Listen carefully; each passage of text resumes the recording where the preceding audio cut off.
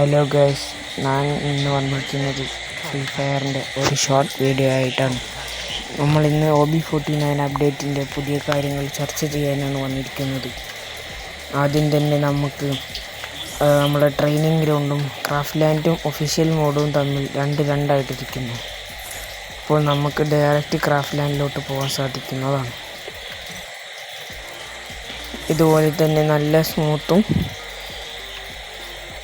പിന്നെ നമ്മുടെ ഈ സെറ്റിങ്സിൽ സ്മൂത്ത് അൾട്രയിലിട്ട് കളിക്കുകയാണെങ്കിൽ നിങ്ങൾക്ക് നല്ല സ്മൂത്തായിട്ട് കളിക്കാവുന്നതാണ്.